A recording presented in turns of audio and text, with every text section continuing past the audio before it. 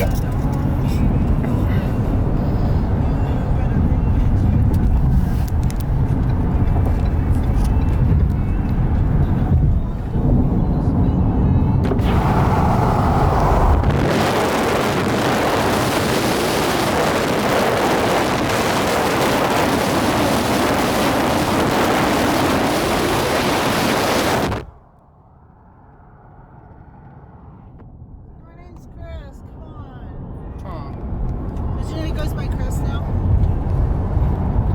Chris or Christopher?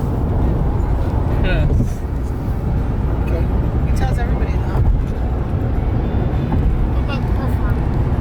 Yeah. What about Criffer? That baby Tom. Chris or Criffer? Chris. Can we still call you Criffer? No. What about Bubba? Can I still call you Bubba? Yes. About Topher. Okay, Christopher, I need you to move your hands down for a second. Christopher, I can't see out the side mirror.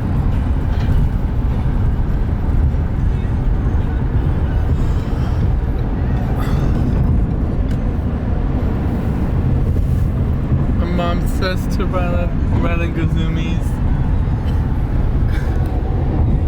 What does Rylan say?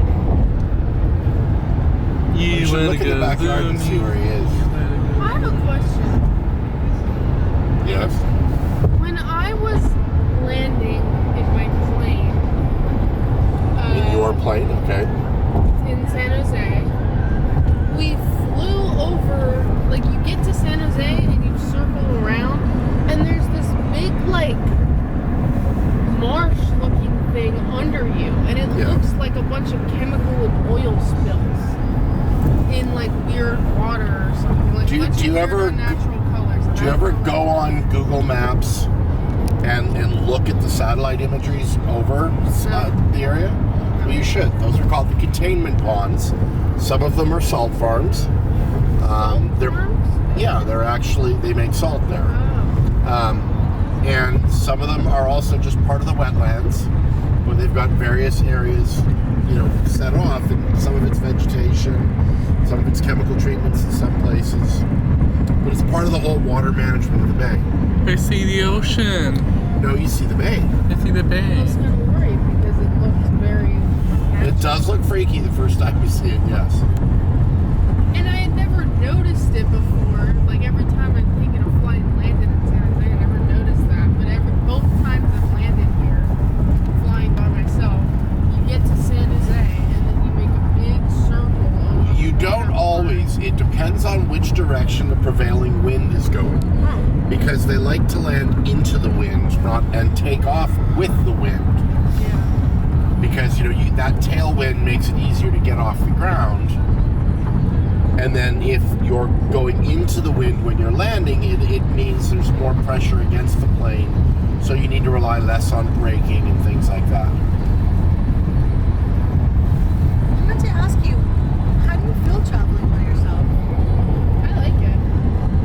You feel safe and comfortable? Yeah, I think it's fun. Now here's the question. Are we going to have to pay a toll? No, because it's Sunday. Besides that, are we going to have to pay a toll? Why not? You pay coming, not going. You pay tolls going into San Francisco, not leaving. That makes sense.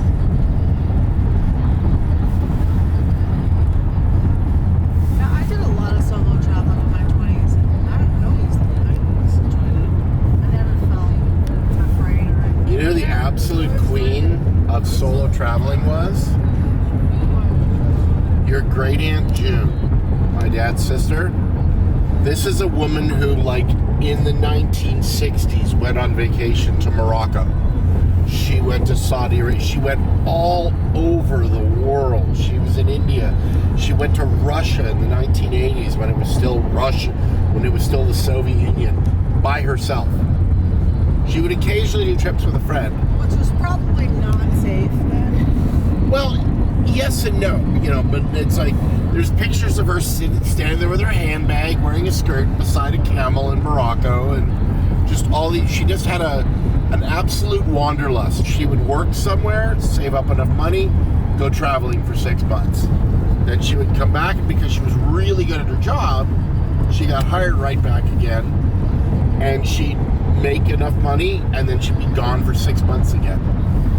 That's awesome, though. I mean, she never got married or had kids or anything, but that's the flip side to it. Yeah. Being single and do whatever you want, whenever you want, and just being able to shop. Oh, and she took pictures everywhere. I don't know if Mom still has all her slides or not. She probably digitized those at some point. But like she was in Afghanistan back then, because Afghanistan in the 50s and 60s was a very progressive and modern society.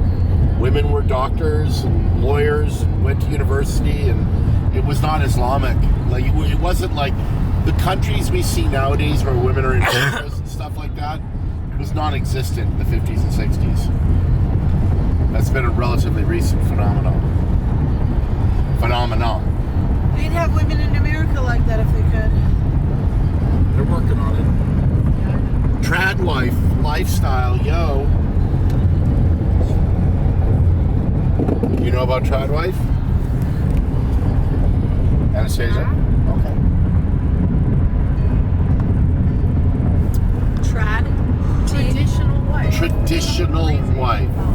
Barefoot, pregnant, blonde children, baking all the time. There's this one story of there's this mom on TikTok who like she got an egg apron like as a gift from her family that's like a million children and her husband. They got her an egg apron so she could carry around her eggs.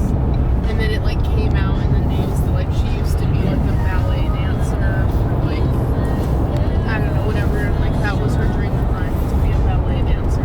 Now she's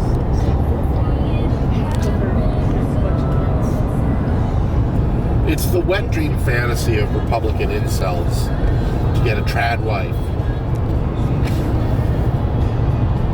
She's waiting with your drink when you get home at night. And home is clean every day. Meals on the table. It really shouldn't be that difficult to get one if you can keep her happy. Well, that's the problem, is that it's so hard these days to make enough money to support that. Because, like, obviously, women want careers and things like that. Some women want to just be a mom and stay at home. And that's great if you can afford it. We were very lucky that Mom was able to stay home as long as she did with you guys.